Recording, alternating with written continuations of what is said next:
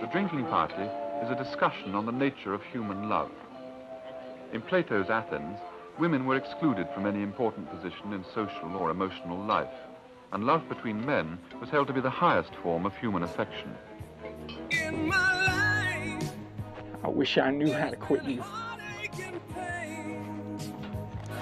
why don't you? Playwrights teach us nothing about love. They make it pretty, they make it comical, or they make it lust. They cannot make it true. I'm not a smart man, but I know what love is. I wanna know what love is. Love means never having to say you're sorry. I want you to show me. But it doesn't take much to see that the problems of three little people don't amount to a hill of beans in this crazy world.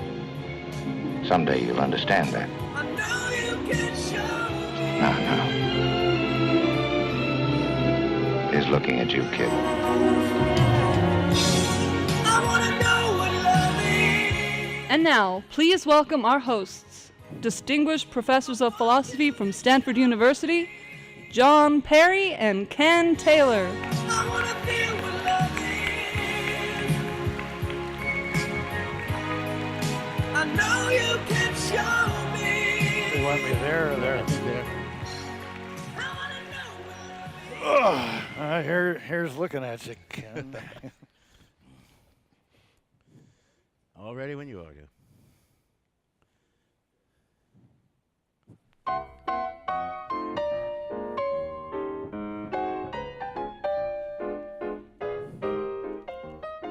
This is Philosophy Talk, the program that questions everything. Except your intelligence.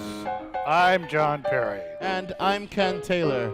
We're coming to you from the Skyview Concert Hall in Vancouver, Washington, home of the Vancouver Symphony, where later today, Akiko Meyers and the symphony will be performing. Our thinking originates at Stanford University. Philosopher's Corner. That's where Ken teaches philosophy, and I taught philosophy for 40 years. 40 wonderful years, John, 40 memorable years. Welcome, everyone, to Philosophy Talk.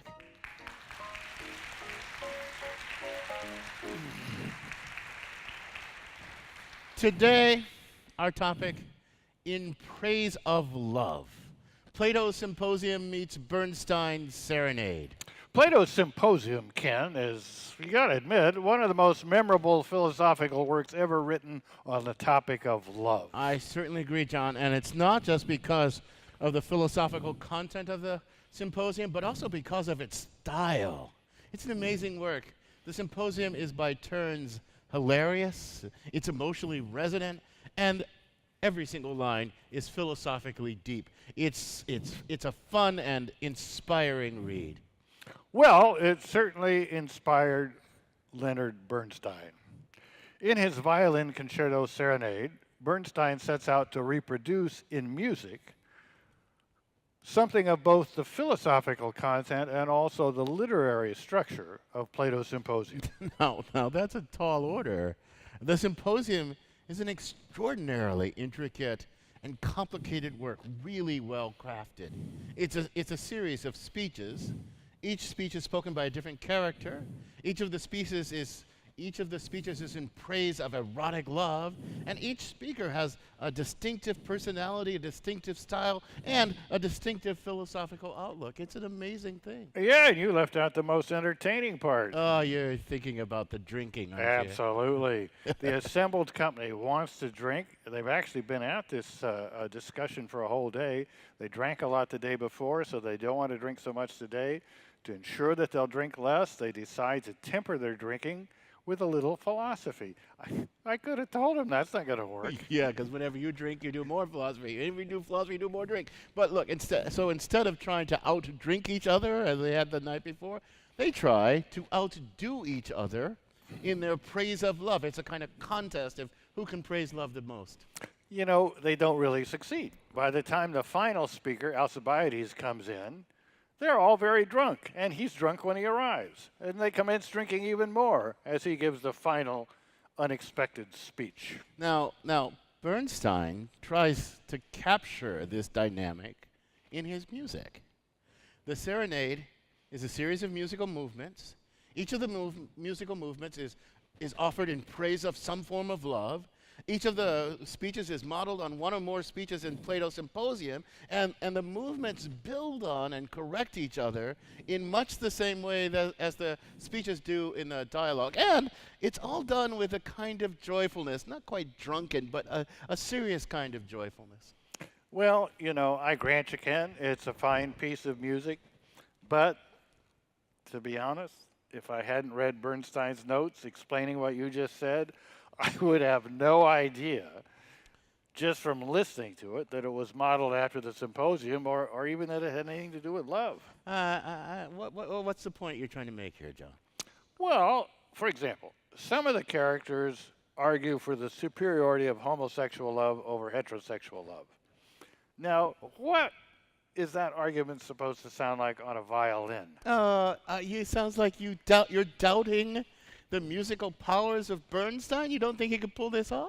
Well, nothing against Leonard Bernstein personally. I just think what he sets out to do is impossible. Oh, come on. Impossible. Why would you say that? Music can do lots of stuff. Music is one thing. Instrumental music in particular is one thing. Philosophical arguments are a different thing entirely. I mean, I admit, country and Western music can get pretty philosophical. Stand by your man. You got to know when to hold him and know when to fold him. But it's the voice that carries the philosophy, not the fiddle. Even a classical violin can't give you a philosophical argument.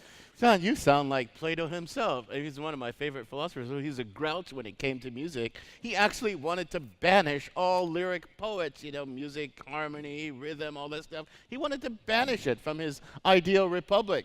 Philosophy, well, that's serious stuff. That's improving, because it aims at the unadorned truth.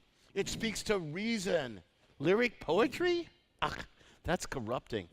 It can't distinguish the true from the false. It speaks to the emotions rather than reason. It deals in mere appearance and illusion rather than reality. You sound like as much of a grouch as Plato was. Well, yeah, sure. Yeah, yada, yada, yada. Go on and on. You're not answering my point. How does a purely musical argument for the superiority of Platonic love go? I don't agree with Plato that music is corrupting or should be banished. I'm not saying that it's not an appropriate vehicle for a lot of things, but not for representing philosophical themes and arguments. I don't share your skepticism, John. Look, Plato's philosophy, you'll admit this, it's full of artistry. The Symposium is a case in point. Why can't there be music? Why can't there be music that's full of philosophy? Well, we're not going to settle this dispute with an abstract philosophical argument. We'll give your point a chance. We'll do some listening. We're going to have to see if we can hear the philosophy in Bernstein's music and the music in Plato's philosophy. And to help us on that journey, we sent our roving philosophical reporter, Shukun Kalantari, to take a deeper dive into Bernstein's Serenade. She files this report.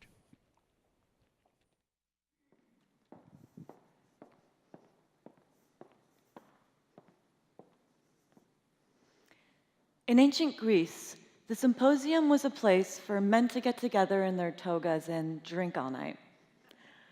A forum for men of respected families to philosophize, plot, and debate. The Symposium is also a philosophical text by Plato, in which 7 ancient Greek philosophers debate the meaning of love. It's where we get the concept of Platonic love. In the Symposium, there's love between a man and a woman, love between a man and a man, love between a woman and a man, but the highest form of love, according to many in the Symposium, is love between a young boy and an older man.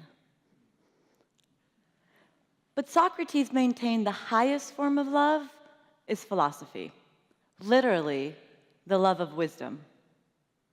A few thousand years later, in 1954, composer Leonard Bernstein wrote a 5-movement concerto called Serenade, inspired by Plato's Symposium. Bernstein, famous for West Side Story, Candide, and so many others, had his own conflicts with love. He was married to a woman, but he loved men, pretty openly. Many believe Bernstein's concerto was his way of questioning the very meaning of love. Joining us now is violin virtuoso Akiko Meyers. She discovered Bernstein's Serenade while driving one day. And she's here with us tonight before the full performance of the Vancouver Symphony. Please welcome Akiko Meyers.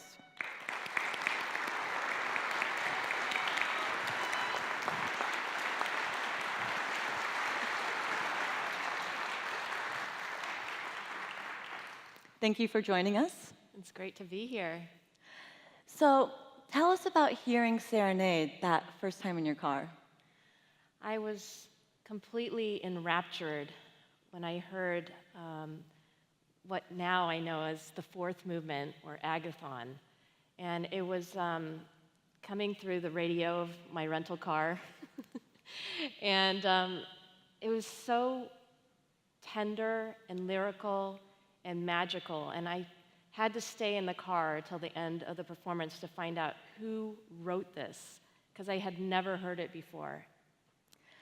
And then after you found out, and you kind of learned more about it, why do you think that Bernstein chose to compose this musical interpretation of the symposium? For many reasons. It greatly inspired him, and the whole discussion of it being about love, I think he was very compelled to study it and to reread it because he was struggling himself with his own sexual identity, and he was married at the time till the end of his life to a beautiful Costa Rican actress, but he really loved men. And this book, refers to love a great deal as a homosexual love. And I think that he was really probing. He was a very probing person, always so curious. And this inspired the music to grow. So what inspired you to then recreate Bernstein's music in your album, Serenade, the Love album? Many things. I wanted to celebrate Leonard Bernstein's upcoming 100th birthday, and I wanted to explore the different facets of love by also commissioning 7 arrangers, just like Plato's 7 philosophers who were debating love, to write 10 new works on the American songbook and classic movies. Great. And love is such a powerful emotion. How do you channel this through your music?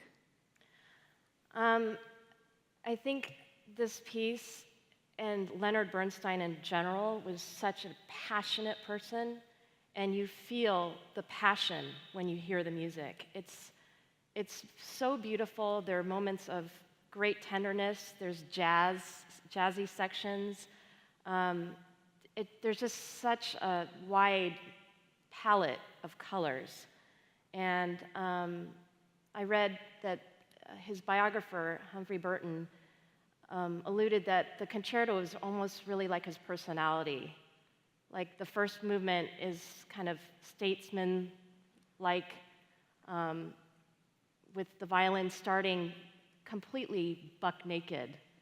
I just really start out on stage, and it's so arresting because no other violin concerto starts off with a discussion, about love in such a startling way.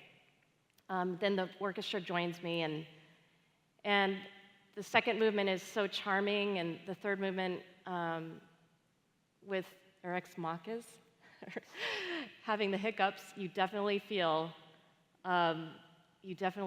that presto rhythm.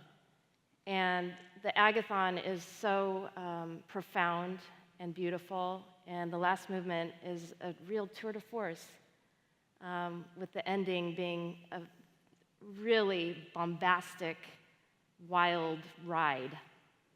Well, it sounds like you're passionate about the whole, symposium. Is there a certain part of it that kind of grabs you the most, that, we should keep our ears open for an extra smile on your face during the show? Well, it's so difficult. It's rare when you see me smile and play this music. But I think that the fourth movement really captures Leonard Bernstein's soul. It's so poetic and deep, and there's lots of conflict in there as well, with a big cadenza that I play, and you almost feel Leonard Bernstein, pounding his fists, like, what is this love? What is it? What does it mean? And that movement really resonates deeply with me.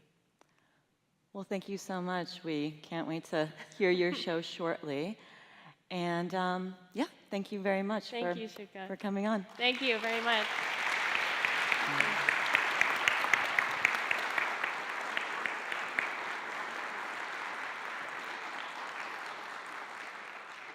And for Philosophy Talk, I'm Shuka Kalantari.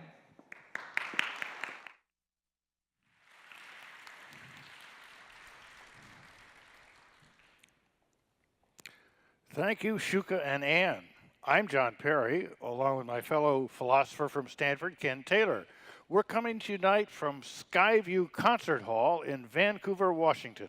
And joining us now is the host of All Classical Portland. She also teaches philosophy at Portland Community College, so she's a jack of many trades. Please welcome to the Philosophy Talk stage, Brandi Parisi.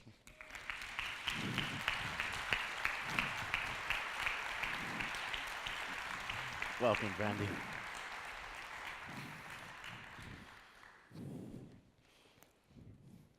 So, Brandi, now you're clearly highly versed in both music and philosophy, two demanding things that could fill up one's life. What first drew you to this combination? Well, I started studying music as a child at about 8 or 9, and philosophy shortly thereafter. At about 13, 14, I discovered Buddhism. I studied music, though, in communications as an undergrad, and I started in radio when I was 17, and I loved radio, but I just wanted more. There was something that was missing. And so, like any reasonable person, I quit my job and went back to graduate school in philosophy. That was a great lucrative move. Exactly, exactly. But they've all combined along the way, and now I'm fortunate enough to do both. Well, I'm glad this philosophy stuff is working out for you. Ken and I pointed out in the opening that Plato wanted to banish the lyric poets from his ideal republic. So, why do you think he would think of Bernstein's composition? I think that's a great question. Plato had a problem with all representative art because it takes us, he believed, further and further away from true knowledge, from the forms. And he says it just brings us down this chain where we're losing sight of what's real. And moreover, representative art, it causes us to have all these emotional feelings. And so he called it this divine madness, almost out of our heads. And he really had a problem with lyric poetry and with tragedy. Sometimes music gets a pass because music, at least in most cases, isn't directly representational. Mm-hmm. There are exceptions, like the Flight of the Bumblebee and things like that. But in this case, this is representational. It's trying to represent Plato himself. Exactly. He'd probably be pissed off at Bernstein. I suspect he would have, ironically, more of a problem with this piece than other music. Let me music. ask you a question. So how are we supposed to talk about love without feeling? Does he think, because one of the bad things about this lyric poetry and all that, it speaks to the emotion rather than reason. How are we supposed to talk about love without feeling? Well, I think Plato's acknowledging that that's where we start, that we start from that subjective feeling part, but then we move to something higher, ideally. Look, it's not a coincidence. Plato is the most poetic and lyrical writer. He knows his audience. He's a wonderful writer. He's a wonderful artist. So that really does make his rejection of lyric poetry kind of odd, I think. Well, I mean, it's kind of odd I think, to claim that love of an abstract object like the form of love is the highest form of erotic love. Well, we'll get to that. That is an odd thing that the symposium argues. But I'll say this is Philosophy Talk. We're coming to you from the Skyview Concert Hall in Vancouver, Washington, home of the Vancouver Symphony. Our guest is Brandi Parisi from All Classic Portland Radio. According to Plato, erotic love comes in many varieties. Some are base and unworthy of praise. Which is the highest form of erotic love and why? Could it really be platonic love, which cares not at all for the body and is concerned with only the abstract form of beauty itself? Ascending Plato's ladder of love with music, philosophy, and questions from our live and erotic audience when Philosophy Talk continues.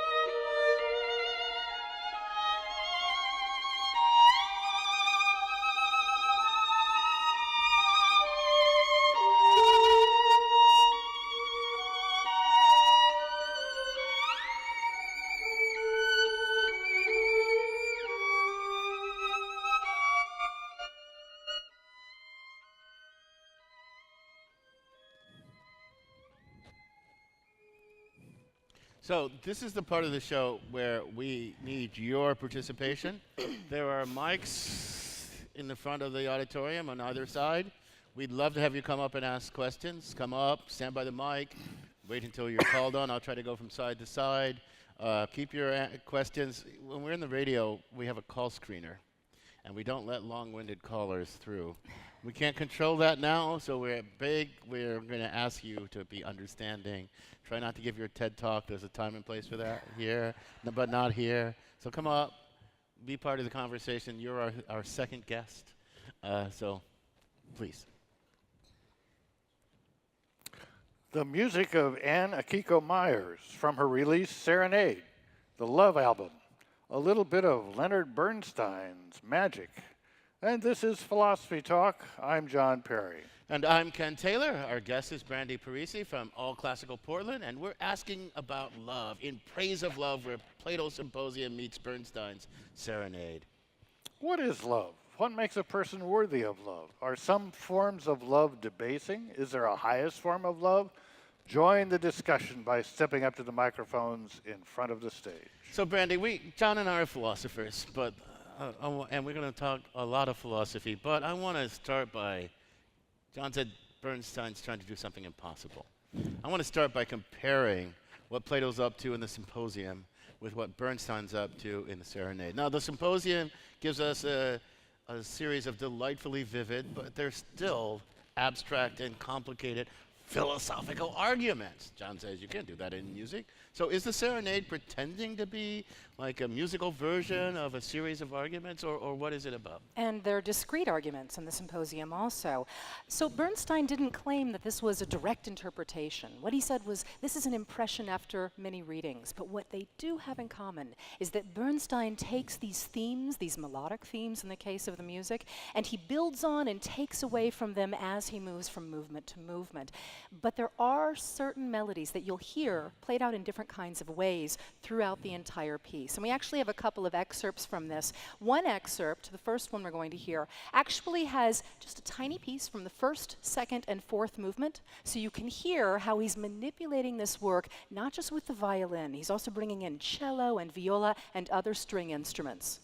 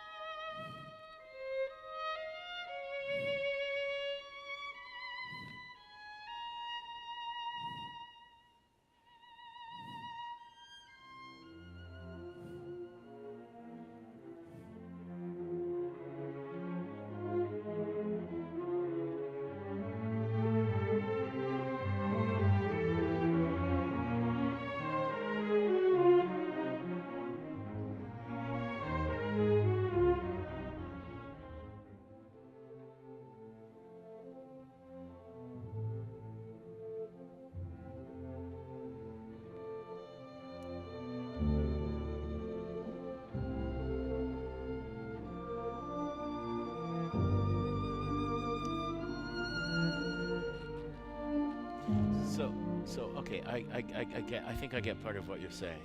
Because here, let's think about one of the things that happens in the symposium. So, you know, they start out arguing about, each speaker takes a turn kind of praising love.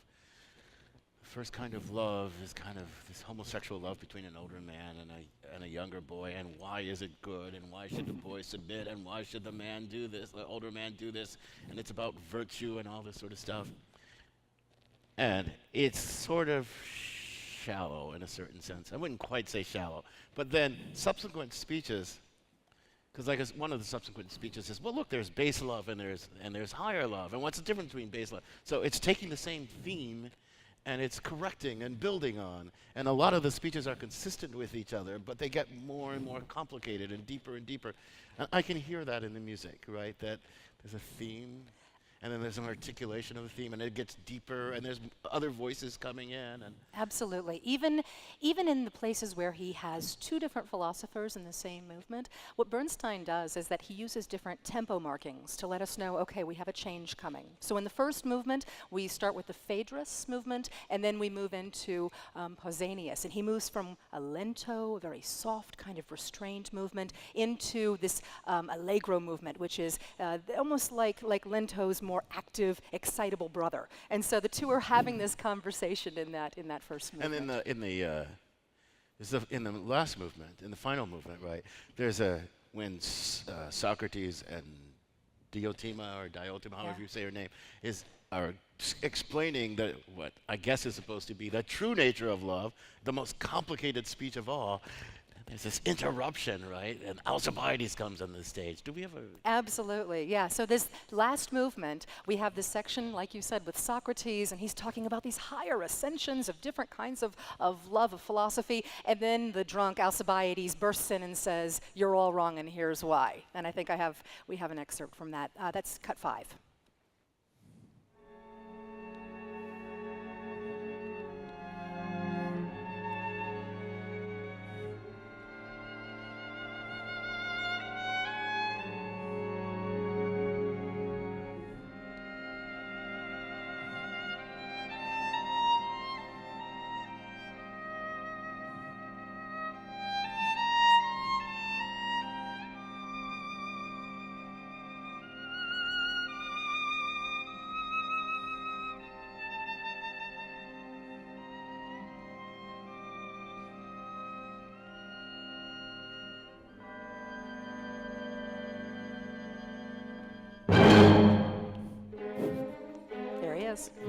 There's Alcibiades, the drunk Alcibiades, stumbling upon this part. Okay, but I want to ask you, okay, I get the kind of structural similarities. I get that Bernstein thought really hard about this composition. It's a beautiful, I've listened to it a ton of times in preparation.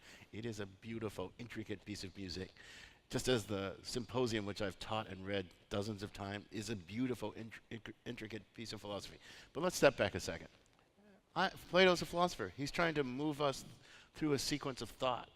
and thought experiments and episodes of thinking and rediscovering and getting deeper and all this sort of stuff. What is Bernstein trying to accomplish? Well, Bernstein, first of all, he doesn't even use the same order. He throws the section with Aristophanes.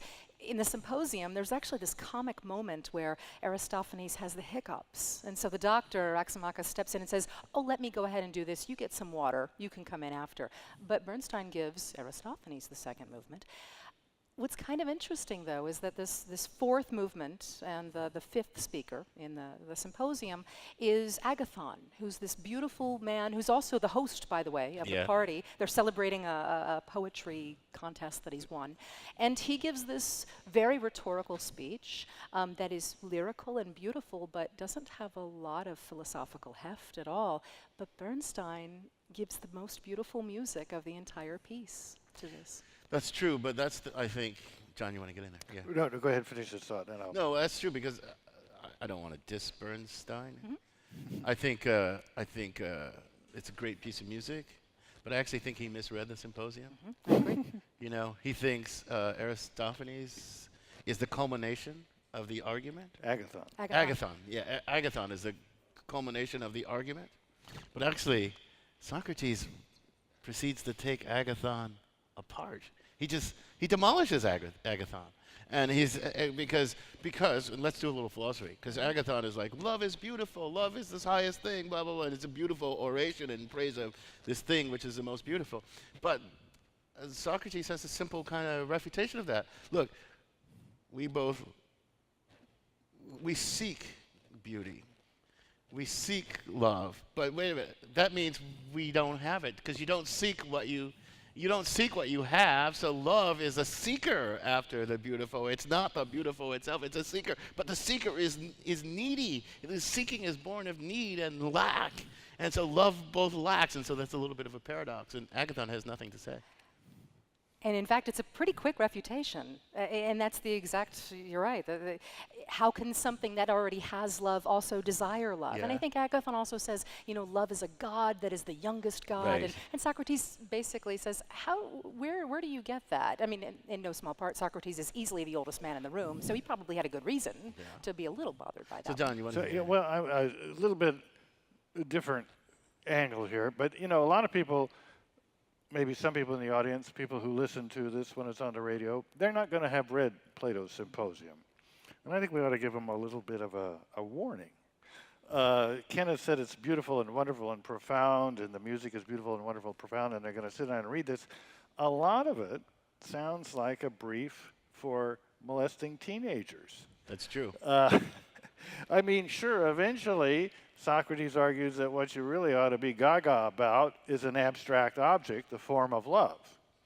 But on the way, a lot of nice is said about, you know, how young boys and old men ought to go together. Am I being too critical of the Greeks or the Greek philosophers? Am I misunderstanding what they're telling me here? Whether you're being too critical or not, I think you're accurate. Pausanias, he foreshadows Socrates, and he starts to draw these dualities, first between the beloved and the lover, but then also between these two different kinds of love, what he called the base love, that's the sexual gratification love, and he is pretty clear. That's the love that we have with women, and the love that we have with young men, and they do specify, we're not talking about little boys, but they say he has to at least have his first beard. That's also first beard. I think you beard. go to jail for first beard. Yeah, stuff I think in you do America. too. Let's be fair to them. This relationship between the older man and the younger boy was supposed to be like a teacher-student relationship, and the older man was supposed to be seeing to the virtue of the younger man. And the younger man should not put himself in the hands of any older man who did not see to his virtue. So, and it was a view that love is morally improving because in the presence of the lover, one becomes one's better self, right? So the lover cares for you in a way that nobody else does, right? There are all these beautiful metaphors of how the lover cares for the beloved. So it wasn't just lust. I mean, a lust for the body. It was about turning the other toward virtue and being able to turn the other toward virtue. Only the wiser could turn the lesser toward virtue. Yeah, So You sound like a really good defense lawyer for some high school biology teacher that got in a little bit of trouble. Well, there is this section, though, in the Socrates that I think plays on that, in the early part of the Socrates, where he's gone to see Diotima, the philosopher, and she's explained that we're all pregnant, and we're pregnant with the desire for immortality, and some of us are pregnant with the desire for immortality through children, and those are people who have intercourse with women, and some of us are pregnant with ideas, and that comes out through these mentor relationships with young men. Yeah. And that's a better kind of immortality. That's what they claim. You're listening to Philosophy Talk. We're talking about In Praise of Love, where Bernstein Serenade meets Plato Symposium. And we're in front of a live audience in Vancouver, Washington, and we've got questions from that live audience. Welcome to Philosophy Talk, man. Tell us who you are, first name, no last names, and then what your comment or question is. My name is Sandra, and you did say that they were all men in this symposium, and is philosophy all men? Because I think the greatest love is a mother for her child. And that's Platonic, but it just seems like that's much more important than any other love. Well, there's one thing we're talking about here in the symposium. It's about eros, erotic love. There are many forms of love that are not erotic love, but this is specifically about eros, the goddess of love. Yeah. It doesn't deny there's other forms of love, but it's not a form of eros. Yeah, well, it can't be Platonic then. If love for this abstract object turns out to qualify, I would think a mother's love qualifies. I'm with our questioner. But you say it can't be Platonic. One thing you have to understand about Pardon? One thing you have to understand about Socrates as represented in the Symposium by Plato. I don't know what Plato believes, but Socrates as represented in the Symposium by Plato believes that this thing, Platonic love, is actually the highest form of erotic love. That erotic love, when carried to its logical conclusion, leads to Platonic love. Do I have that right? I agree. I think also a little bit of an explainer about the ascent that happens in this Socrates section. So Socrates has gone to see this woman, Diotima, and he says, she's taught me about what real love is, the kind of love you can hang your hat on. So just like everything in the world is temporary and is going to fall away or die if it's alive, those are things that don't give us any information about true knowledge, according to Plato. True knowledge comes from the forms, and when we are pursuing that kind of knowledge, we are pursuing something higher and more important. At the same time, he says, look at these relationships between people. We believe they're permanent. We act like my beloved is never going to change, but of course we know that's not true. And ultimately, if I can decide to move in a different direction and move instead of love for a body to realizing I'm thinking of love for all bodies and the beauty in bodies and then the love for beauty itself and then the pursuit of these higher kinds of forms. I'm ascending to something different, some other kind of pursuit in which I'm not wrapped up with all of the ugliness of having individual erotic relationships with the other. Welcome to Philosophy Talk, sir. What's your comment? Where are you from and what's your comment or question? My name is Dustin and I'm from Mount Angel Seminary. I'm a philosophy major. And I have a question. You talk about the ascent that happens throughout the symposium. I would like to hear your take on what the role of Alcibiades is, why he crashes the party. Yeah. Like, what is, we get this ascent and then there's this. Yeah, Alcibiades, give you a little background. So Alcibiades was a student of Socrates, and he was one of the greatest generals of Athens. And at a point after the symposium took place in the history of, supposedly took place, Alcibiades betrayed Athens. He betrayed Athens to the Spartans. Yeah, and that was really bad. Alcibiades was Socrates was put to death for corrupting the youth. Exhibit A for Socrates corrupting the youth was Alcibiades. He was the example. So why is he in the symposium? And why does he come in? Why is he the last thing in the symposium? Why he's the last thing is the most curious part, because Plato typically gives us the last philosopher, the last word, to be the takeaway, right? So he gives us Socrates, and then Alcibiades bursts in drunk and says, I was rejected by him. And he's jealous, and he's drunk, and he's furious, and he says, all of you talking about love in this universal way, that's not the truth. True love is this subjective thing that we all have, that we hurt and we're angry and we're jealous. because Alcibiades loves Socrates. And he says, you can't come in and drink with us, they say, unless you give a speech. And we're talking about love. He says, I'm not going to give a speech about love. I'm going to give a speech about Socrates. And he gives this amazing speech about Socrates, who is the object of his love. And it's really puzzling, exactly. Scholars have bent their brains over this quite a lot. He's also got a garland on his head of ivy and violets, which some have said maybe he's Dionysus. Maybe he's representing this kind of primal chaos. You could see him as, so there is this argument that we alluded to. I want to talk a little bit more about that his platonic love is the highest form of love. You could see Alcibiades as the refutation of that in concrete embodiment, but we'll take that up. We'll take that up after the break, and I'll remind you that you are listening to Philosophy Talk. We're thinking about Plato's Symposium, Bernstein's Serenade, and the philosophy of love. Our guest is Brandi Parisi, host at All Classical Portland Radio.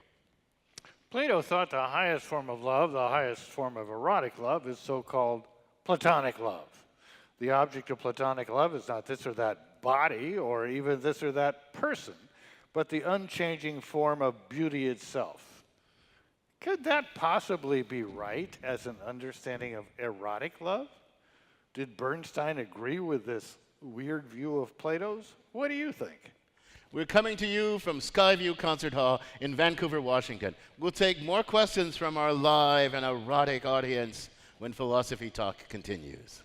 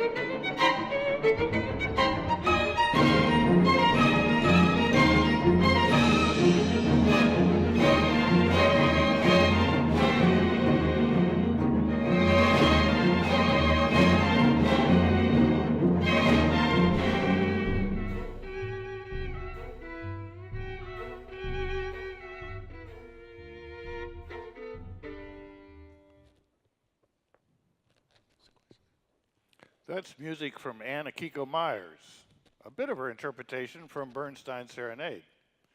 It's from her album, Serenade, the Love Album. I'm John Perry. This is Philosophy Talk, the program that questions everything. Except your intelligence. Our guest is Brandi Parisi, who teaches philosophy at Portland Community College and hosts a radio show on All Classical Portland Radio. And we're thinking about where Plato's Symposium meets Bernstein's Serenade in Praise of Love, and we have a question from our audience. Welcome to Philosophy Talk, sir. Hi, my name's Chris. I'm from Vancouver. It seems like we've been having our own discussion in this nation as a whole about what love means and what kind of love is acceptable. What do you think Plato would have to say if he were to chime in on our current discussion? Wow, that's a good question, Brandi. I'm going to turn that one over to you, since I have no idea. I do think that there's something running through the entire symposium about what bodies, if we're going to be talking about love between people, before the ascent, before the ladder, what bodies and what genders are worthy of love. It does seem to say, at least in several sections, that for Socrates and for a couple of the philosophers, this higher form of love has to do with the higher forms of ideals, at least initially, that we receive from other people and that we gain through these lifelong relationships between boys and men. So if Plato were writing this today and came to me for a little editorial advice, I would say, forget that Alcibiades, have Xanthippe come in and break up. That's his Socrates' wife, yeah. long-suffering wife, who I don't, and put these guys straight. There's one speech that we haven't talked about, and Bernstein gives this doesn't give it enough heft. That's the Aristophanes, right? Because I think that's actually the most beautiful and convincing part of the symposium, myself, because he's got this creation myth that explains all forms of bodily love at least. In the beginning, there were these creatures. They had 2 heads and 2 backs and 2 sets of genitalia, and they rolled around, and they were really powerful, and the gods got really pissed off at them, and he split them in half. Now, some of the creatures were male-male, others were female-female, some were male-female. And the reason there are these different forms of love is because it's the original wound. We were torn asunder from our other half, and we're continually in search of our other half. So Plato would have been up to date in one sense, namely that you're born gay. It doesn't take someone like Socrates to talk you into it. Aristophanes would think that. Actually, Socrates rejects that theory. He said there is this theory that what we're searching for in searching for love is our other half. But see, that's very bodily, very particular. There is a particular person who completes you because you're by your nature incomplete, and you have this hunger for the other, and that's what love is. I think that's a beautiful theory of love, but Socrates thinks it's completely mistaken. Well, I know that when I teach the symposium, this is the section that students really respond to because it is so sweet. This idea that what love is just our constant looking for our other half that at some point we were just separated from. And it is a lovely idea. And it's something about, but see, it's a lovely idea because it says the need for love is born of a wound. He calls it the original wound, that we are by nature incomplete beings and we need this completion. I think that's a beautiful thought. We've got another question. Welcome to Philosophy Talk, sir. Hi, my name is Ibrahim, and I'm a psychologist here in the community. My question is about Alcibiades' entrance at the end. I'm wondering if it has something to do with kind of the forbidden element of romance, like you see in Tristan and Isolde, where there's something unattainable, and Alcibiades cannot attain Socrates' love. So a sort of element of unattainability, and also an element of being like kind of stolen by love, that it just happens, it comes out of nowhere. It's unexpected, it's unpredictable. So I'm wondering if you have anything to say about these elements of kind of love being unexpected and love being kind of unattainable, something that you can't really reach.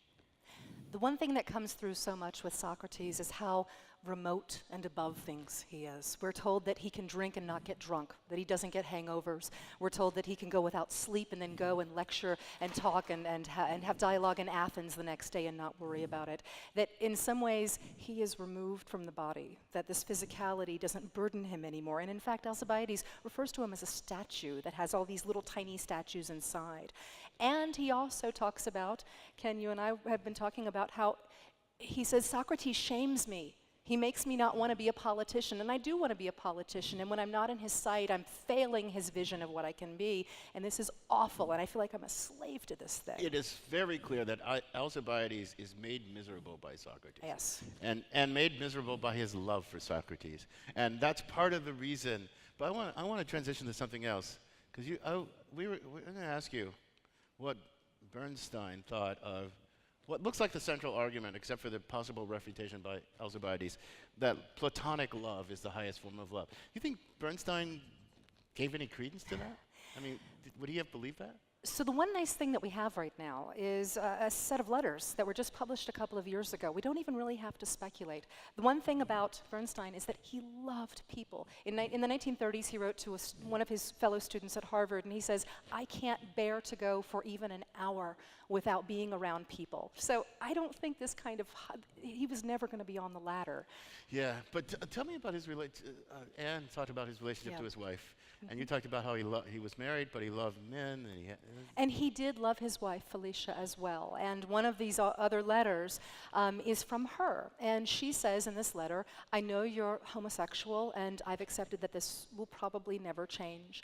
And she said, our marriage is a marriage not of passion, but of tenderness and of mutual respect. And that seemed to work for them for a long time. And he wrote about how he loved her very, very much, and he adored his children, but he still left her in 1976. Now, see, that's not the full achievement of platonic love, because it's not about the idea of beauty. But it's on that ladder. It is a kind of definitely platonic a step on that ladder. When you love the other person not as an object of lust, but with this utter respect that sees the beauty in them and loves the beauty in them. And when she became sick. She got cancer. He came back to take care of her. He definitely, that's probably the closest he came to the ideal of platonic love. Isn't there a song about that, climbing Plato's ladder? Is that is that an early version of putting the symposium to music, or do I have it wrong? Sounds about right. Yeah, we've probably got time for one last question. Welcome to Philosophy Talk, sir. I'm Rod Evenson from rural Clackamas County, south of here. I'm thinking of C.S. Lewis's essay on the four loves. I know we've left out the love between a man and his dog here on San Francisco's Patron Saint's Day, but and something you don't bring up at weddings, I guess. But I'm wondering if you know of that and can make some comparison here with that essay. I'm not quite. No. Yes. Can you? The sound repeat the gist. Yeah, repeat the gist. The sound is pretty bad up here. So. C.S. Lewis's The Four Loves, an essay. Do you know C.S. Lewis? I know C.S. Lewis, but I don't know that. Yeah, I don't know that. I don't know that. What are the four loves? Storge, Philia, can I remember them all? Eros and agape. Agape. Yeah. Agape, yeah. Well, I don't think there's any agape in the Greeks. No. In the ancient Greeks. But give me a hint. What's agape? But well, maybe Zeus has agape for the world because he sees all the. But Plato, I don't know enough about Plato to know what he would think of exactly about those things. Okay, thank you. but so I'm going to give you a chance to give us a closing thought here. I mean, about this piece of music, about the symposium, about philosophy and music together. I mean, John started out thinking you can't do philosophy through music, but does Bernstein give the lie to that? I think Bernstein gives extraordinary voice to these ancient voices. You and I both agree that we probably read the symposium quite a bit differently in the parts that we think are important, both to us and to Plato, and to what it means in our time. But he found that part the most moving. I have no doubt that he also had this kind of wonderful erotic love with individuals and also approached maybe something like platonic love with his wife. You know what really strikes me is how carefully he constructed this thing. Yes. And how much it's modeled on the symposium. So. And you should. Absolutely. One other quick message, or one other quick mention also.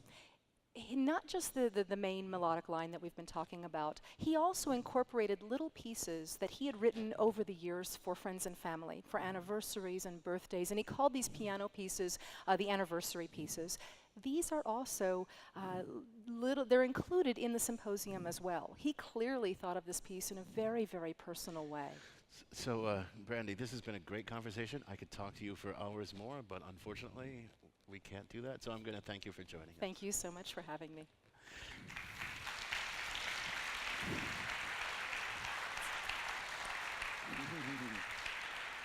Got all your stuff? Thanks so much.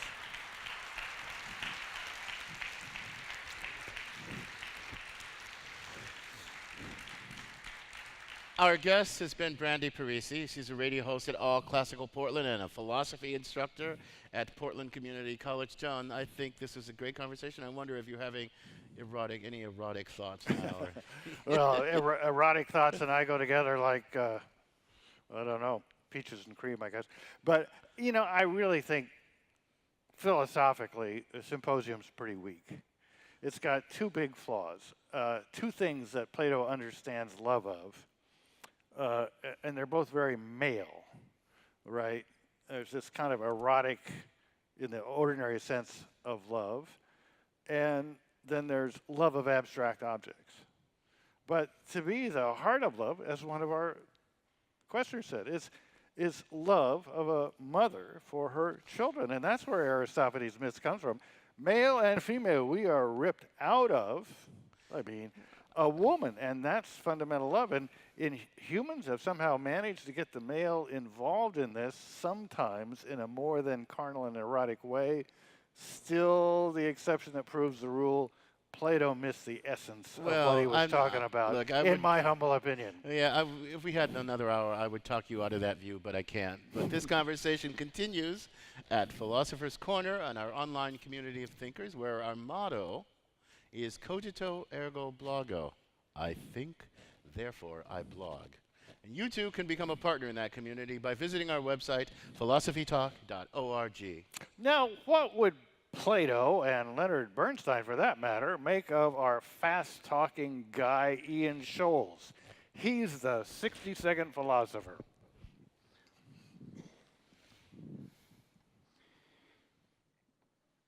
Ian Scholes, a symposium is a drinking party, but Plato's symposium doesn't even start with that. It starts with a guy, one of Socrates' students, walking down the street a few years after the party. He runs into another guy who heard from these other guys that the first guy knows all about Socrates at Agathon's big party. Let's call him Paul. Paul says he wasn't there, but Tim, an older student of Socrates, was, and Tim told Paul all about it. So the two of them go walking down the street, Paul, who wasn't at the party, telling the story in the words of Tim, who was at the party, and the whole thing written down by Plato, who wasn't at the party, a few years later. Again, it's quite a memorable party, and we aren't even there yet. History, literature, movies, full of parties we just can't let go. Woodstock, Burning Man, VE Day, the electric Kool-Aid acid test, the Last Supper, hello. Prince Harry in Las Vegas. When Andrew Jackson threw an inaugural open house at the White House, 20,000 people showed up. So many he had to escape out the window. Many parties do not end well. Madame Bovary's wedding, the Masque of the Red Death, which starts in dancing, ends in plague. The Party of Pooh, that was sweet. Mrs. Danvers tricks the new wife into wearing the first wife's dress at the ball in Rebecca. That was not sweet. The ball in Mansfield Park, the cocktail party in All About Eve, the party in Mrs. Dalloway, the weekend dinner party in Rules of the Game, which does not end well. The many weekend parties attended by Hercule Poirot, which begin with bridge and end in murder. Am I right?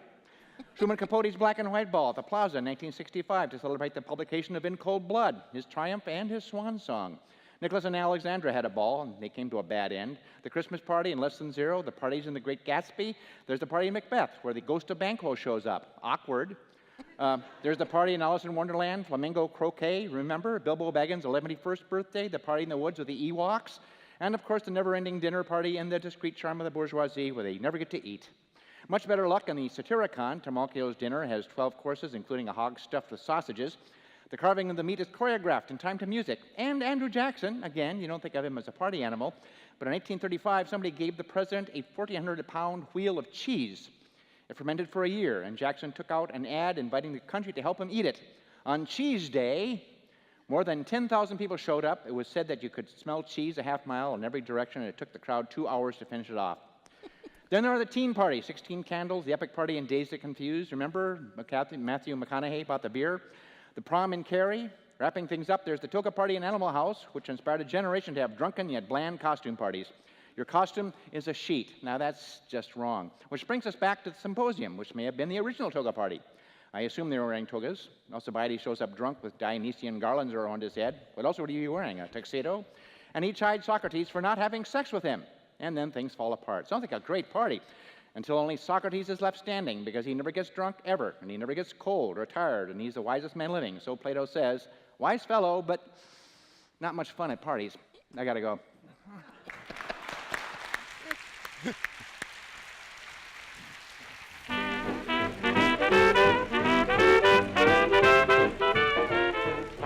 Philosophy Talk is a presentation of Ben Manila Productions and the trustees of Leland Stanford Junior University, copyright 2015. Our executive producer is David Demarest.